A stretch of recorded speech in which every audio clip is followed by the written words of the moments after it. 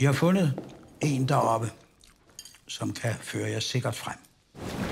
Og de siger, at folk derfra, de har flere hundrede års erfaring med vejret, floderne og gletsjerne. Øen er helt anderledes end Danmark. Folk der, vejret, vinteren er helt forskellige. Mange flytter fra østkysten på grund af vulkanen, der er gået i udbrud.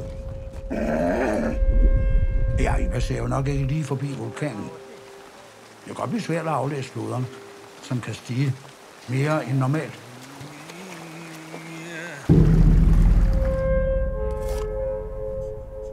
Folk siger, at vulkanen den udsender en stank.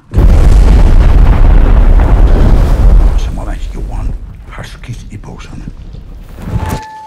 Elske fader, min herre Gud, som har skabt mig derinde. Det skrider ikke frem efter mit liv. Jeg kan ikke rejse mere. Jeg kan ikke sove her i nat. Jeg kan ikke tale med nogen. Jeg kan ikke være mere med de her mennesker. Tag tilbage. Rejs hjem. Eller bliv her og dø.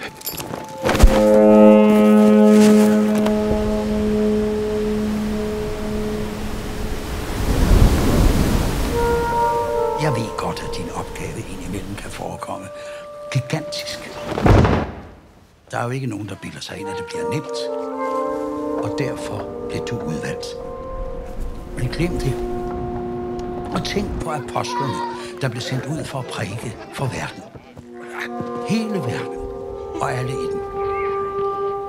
Denne elendige, ynkelige flok ensomme mænd. Men de gjorde det. Og af den grund er ingen opgave umulig. Og derfor er din opgave heller ikke umulig.